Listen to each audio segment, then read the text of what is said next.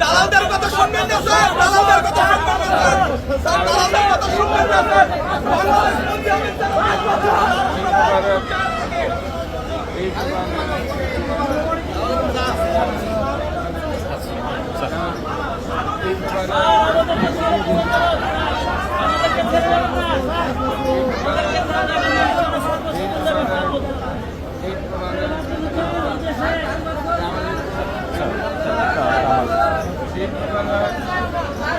আসসালামু আলাইকুম প্রিয় দর্শক শ্রোতা, আমার ঈদ ব্লগে আপনাদের সালাম, শুভেচ্ছা এবং স্বাগতম।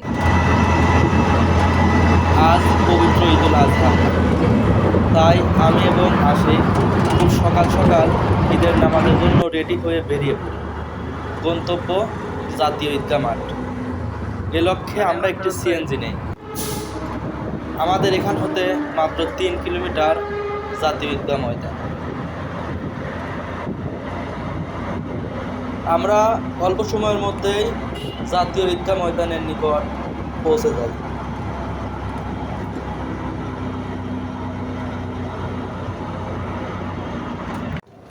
এরপর আমরা সুপ্রিম কোর্ট ও হাইকোর্টের সামনে দিয়ে হাঁটতে হাঁটতে ঈদগাহে পৌঁছে যাই।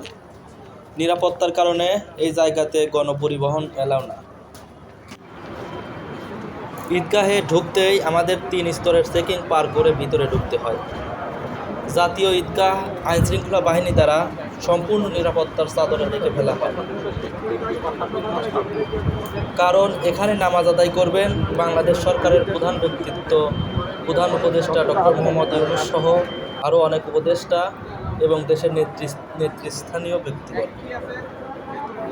ভেতরে ঢুকে বসে পড়ার পর কিছুক্ষণের মধ্যেই সুরেলা কণ্ঠে পবিত্র কুরআন তিলাওয়াত শুনলাম।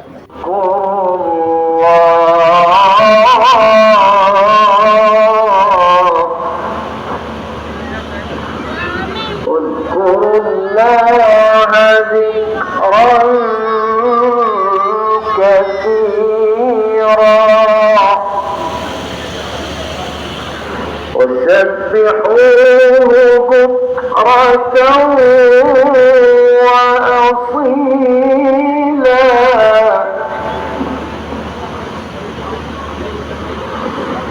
يا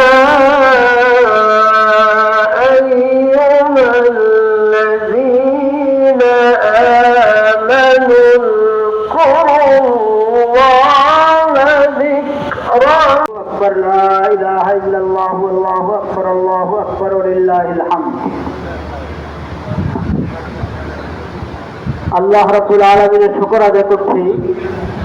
আল্লাহ তাআলা আমাদেরকে জাতীয় মসজিদ বাইতুল মুকাররমের খতিব মাওলানা ঈদুল আজহার কিছু কথা, এই পবিত্র নেয়ামত, পবিত্র ইবাদত এবং নামাজের নিয়ম কানুন এই জানালেন। পবিত্র দিবস দান করেছেন, আলহামদুলিল্লাহ। এই দিনে যত বেশি, শুধু এই দিন না, যুলহজের 1ম তারিখ থেকেই আইয়ামে তাশরিকের শেষ 13 যুলহজ পর্যন্ত তাকবীরে তাশরিক খুব বেশি বেশি পড়া, এই তাকবীরের মাধ্যমে আল্লাহর জিকির করা খুব সওয়াবের কাজ। প্রতি 9 তারিখ ফজর থেকে 9 যুলহজ ফজর থেকে 13 যুলহজ আসর পর্যন্ত প্রতি ফরজ নামাজের পর একবার তাকবীরে তাশরিক বলা ওয়াজিব। ওটা তো মাসাল আমরা জানি, সবাই আমল করি। আমি বলছি অতিরিক্ত আরেকটা আমল, এই দিনগুলোতে বেশি বেশি তাকবীরে তাশরিক পাঠ করা মুস্তাহাব। আল্লাহু আকবার, আল্লাহু আকবার, লা ইলাহা ইল্লাল্লাহ, আল্লাহু আকবার, আল্লাহু আকবার ওয়ালিল্লাহিল হামদ, আল্লাহু আকবার, আল্লাহু আকবার, লা ইলাহা ইল্লাল্লাহ, আল্লাহু আকবার, আল্লাহু আকবার ওয়ালিল্লাহিল হামদ।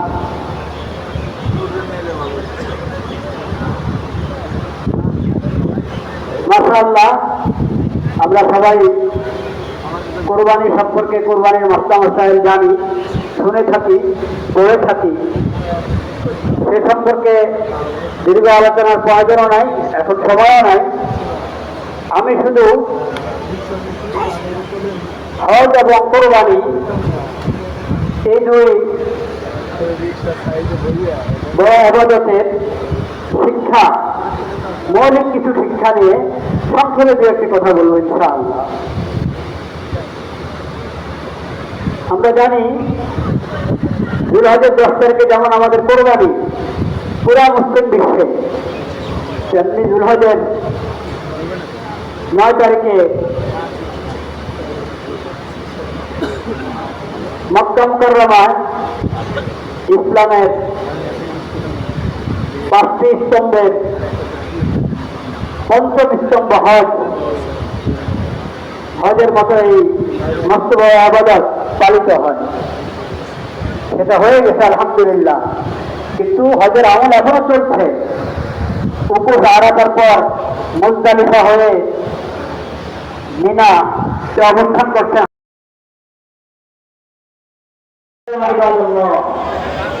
ومن أهم تلك التعليمات التوحيد والاستسلام والإسلام والاستسلام والإخلاص والتقوى.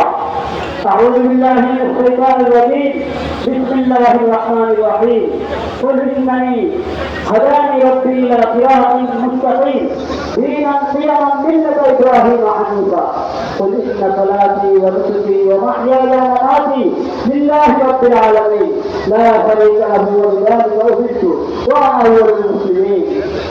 بارك الله لنا ولكم في القرآن العظيم ونفعنا بالآيات منه والذكر الحكيم.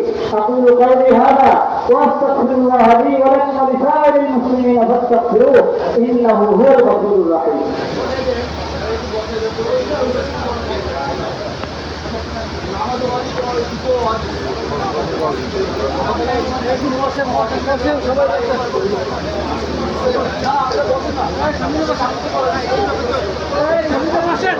الله أكبر الله أكبر لا إله إلا الله الله أكبر الله أكبر ولله الحمد.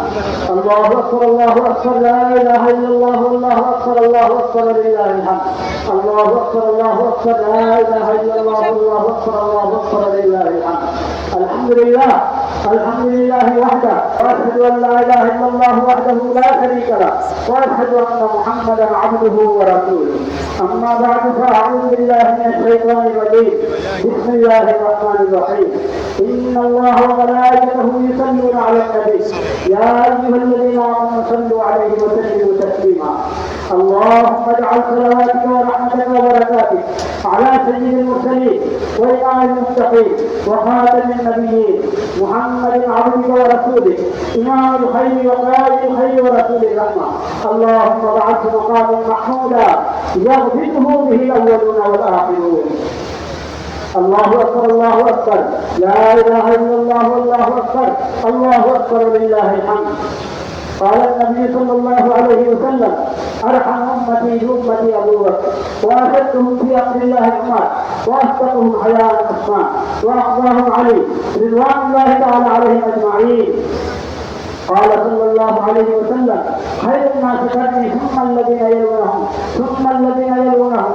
عباد الله رحمكم الله اذكروا الله ذكرا كثيرا وسبحوه بكرة وأصيلا وصلوا على نبيكم صلى الله عليه وسلم في ليلكم ونهاركم وصباحكم ومسائكم وادعوا لإخوانكم المسلمين في دعواتكم كلها وفي هذا المجلس خاصة. اللهم انصر الإسلام والمسلمين اللهم انصر الإسلام والمسلمين اللهم انصر الإسلام والمسلمين اللهم انصر من نصر دينك واجعلنا منهم. اللهم اهزم من خذل دينك اللهم لا تجعلنا منهم ولا معهم. اللهم انصر إخواننا اللهم انصر إخواننا المجاهدين في فلسطين. اللهم انصر المستضعفين من الرجال. اللهم انصر المستضعفين في غزة وفي كشمير وفي كل بلد من بلاد المسلمين. اللهم انصر المستضعفين من الرجال والنساء والولدان. اللهم اجعل لهم من لدنك وليا واجعل لهم من لدنك نصيرا.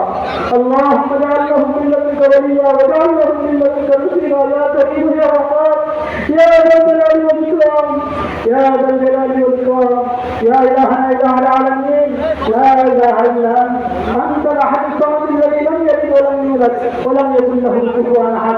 اللهم أكرم جميع المؤمنين والمؤمنات والمسلمين والمسلمات. بارك الله لنا ولكم في القرآن العظيم ونفعنا بالآيات مع كل حكيم. أقول قولي هذا وأستغفر الله لي ولكم ولسائر المسلمين فاستغفروه إنه هو الغفور الرحيم. الله أكبر الله أكبر লা ইলাহা ইল্লাল্লাহ আল্লাহু আকবার আল্লাহু আকবার লিল্লাহিল হামদ। এর আগে একটা ছোট্ট কথা, সেটা হলো কুরবানি যেমন ইবাদত, পরিষ্কার পরিচ্ছন্নতা পবিত্রতায় করা যাবে। কুরবানির ইবাদত পালন করতে গিয়ে ঘর বাড়ি রাস্তাঘাট গেটেগুলো যদি আমরা অপরিষ্কার করে রাখি, অপরিচ্ছন্ন করে রাখি, তাহলে এটা অন্যায় হবে। কারণ পরিষ্কার পরিচ্ছন্নতা এই লাল গরুটি আমাদের সিও মহোদয় কুরবানির জন্য উৎসর্গ করেছে। নামাজ শেষ করে এসে দেখি গায়ে তো রক্ত জড়া ফেলাইছে। মাখিয়ে ফেলেছে। তুমি কি জবাই করছো? আপনি দেখবেন, আপনি নিজে বলেন আর কি জন্য না গেলে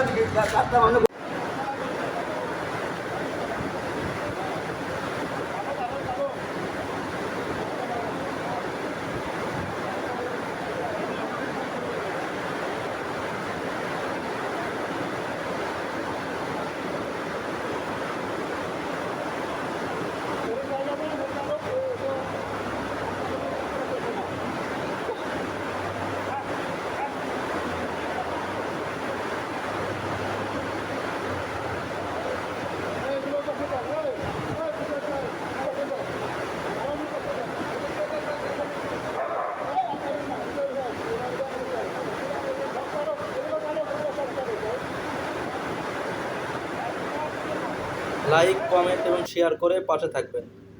ধন্যবাদ সবাইকে।